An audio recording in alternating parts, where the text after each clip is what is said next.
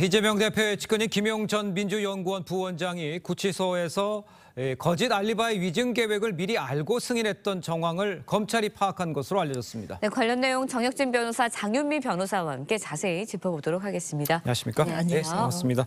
정 변호사님, 먼저 이 김용 부원장 관련한 이 알리바이 위증 교사 계획 이 사건, 이거 어떤 내용인지 좀 설명이 필요할 것 같습니다. 네, 김용 전 부원장이 2022년 11월 9일에 네. 구속 기소됐어요. 그래서 그때부터 이제 재판이 시작이 되는데 작년 5월 재판에서 경기도 시장상권진흥원장이라고 하는 사람이 증인으로 등장해서 뭐라고 증언을 했느냐?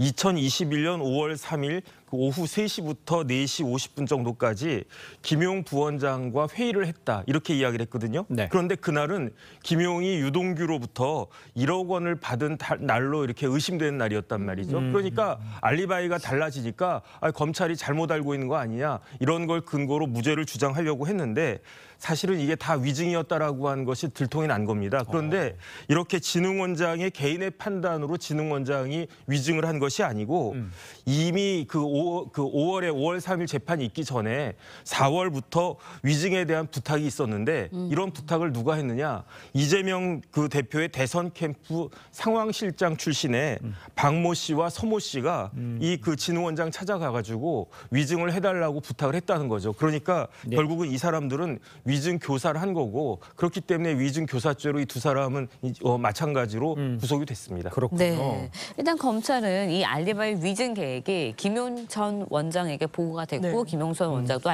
알고 있었다 이렇게 판단을 하고 있는 것 같은데 혐의에도 추가가 될 수 있나요? 검찰은 아마 그렇게 할 것 같습니다. 예. 미리 보고를 받았고 위증 교사를 했을 때 가장 누가 이익을 받느냐라고 했을 때 이제 수사의 정조준 대상이 될 것인데요. 일단 아직은 혐의입니다. 네. 그래서 저희가 증인 신문을 준비할 때 형사 증인 신문은 특히나 더요. 우호 네네. 증인과 적대 증인이 있는데 적대 증인은 접촉을 하거나 그런 게 상당히 어렵죠. 근데 우호 증인도 뭐 진술을 가공하기 위해서 만나는 게 아니라 사실관계를 확인하기 위해서 무언가 소통을 합니다. 근데 그 당시에 이 김용 씨의 변호인 이야기를 네. 들어보면 네. 이 이모 씨, 그러니까 뇌물을 받았다는 날 만나서 회의를 했다는 이 당사자도 네. 맞네, 내 뭐 일정이나 이런 걸 봤을 때 이날 만난 게 맞다라고 했는데 검찰 가서 또 완전히 다른 증언을 했다는 거예요. 그리고 또 하나는 위증 교사를 할 필요성, 동기가 있어야 되는데 네네. 이 증언이 아니면 유죄가 거의 확실시된다거나 그런 상황인데 그런 상황이 전혀 아니었다는 게 이제 김용 씨의 주장 내용입니다. 알겠습니다. 네.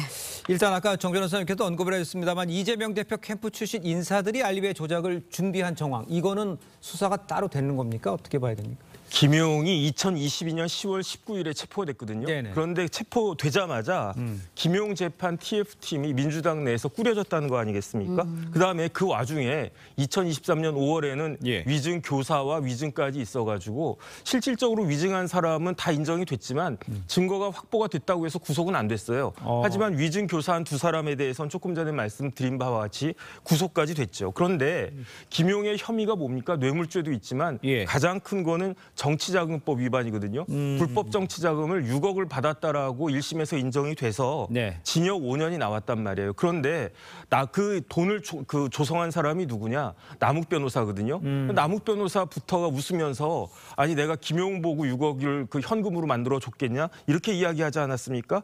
그런데 모든 정황이 만약에 김용에게만 그 6억이 간 것이었다라고 하면 이재명 대선 캠프 사람들이 이런 식으로 TF팀까지 만들고 심지어 위증교사라고 하는 범죄까지 저지를 이유가 없지 않았겠는가 이런 의심들이 들고요. 여기에 대해서 검찰이 좀 속 시원하게 밝혀야 되지 않을까 싶습니다. 네, 알겠습니다. 검찰이 좀 밝혀줘야 된다고 말씀해 주셨는데 만약에 이 대표 측근들에 대한 수사 시작이 된다면 검찰이 이 대표를 또 소환해서 조사할 가능성도 있을까요? 저는 낮다고 생각합니다. 일단 김용 씨가 뇌물을 받았다는 건 수사가 개시된 지 상당히 오래됐어요. 그러면 항상 검찰의 시선은 이 돈의 최종 귀착지가 그러면 이재명 대표가 아닐 것인가? 그 수사에 대해서는 답보입니다. 더 이상 뭐 사실관계를 검찰이 확보한 게 없어요. 이 사건도 개인의 뇌물 사건입니다. 예. 그렇다면 본인이 뇌물죄를 무죄로 받기 위해서 여러 정황이 드러났고 아까 민주당 TF라고 말씀하셨는데 민주당 인사들이 들어간 건 맞지만 민주당 자체에서 공식적으로 발족시키거나 이런 TF는 아닙니다.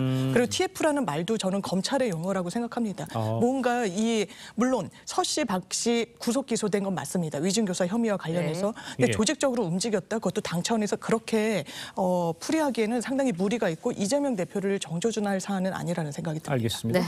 자, 다음 이야기도 좀 짚어보겠습니다. 청담동 술자리 의혹을 제기한 이 한동훈 비대위원장에게 고소당했다가 이 면책특권으로 불송치됐죠. 김의겸 민주당 의원 결국 검찰에 넘겨졌습니다.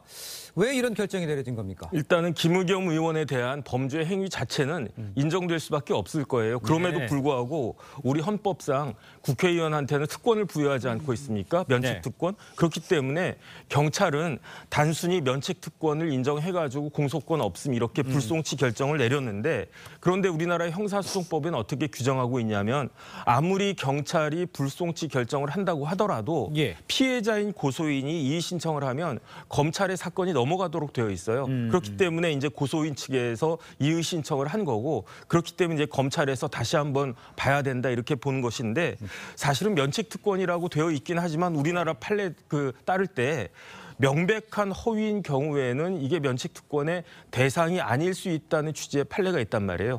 그럼에도 불구하고 경찰이 그냥 뭐 간단하게 단순하게 면책 특권 이렇게 주장해가지고 인정해가지고 예. 또 불송치한 거는 공소권이 없다라고 보는 것은 조금 성급했다라는 생각이 들고요. 여기에 대해서 검찰은 어떻게 판단할 것인지 지켜볼 만하다고 생각이 듭니다. 네, 그렇군요. 그렇다면 이제 앞으로 검찰이 어떤 부분을 집중적으로 수사할지 이것도 관심일 것 같아요. 이게 혐의가 있다고 해서 경찰에서 검찰로 넘어간 게 아닙니다. 과거에는요, 경찰이 1단계로 혐의가 있다고 보든 없다고 보든 무조건 검찰의 기록을 넘기는 송치를 했어요. 근데 검경 수사권 조정이 되면서 1차적으로 무혐의로 판단을 경찰이 내려도 고소인이나 고발인이 이의를 하면 기계적으로 검찰에 넘어가서 김의겸 의원 같은 경우에도 뭔가 혐의가 짙어졌다거나 더 들여다볼 법리적인 이유가 있어서라기보다는 네네. 이런 절차에 따라서 넘어간 겁니다. 아마 검찰은 아까 변호사님께서 짚어주신 판례에 해당하는지, 왜냐하면 이게 직무와 관련된 발언이 면책이 되는 거기 때문에 네. 이 관련성 여부를 볼 텐데, 이게 기본적으로 법사위 국정감사장에서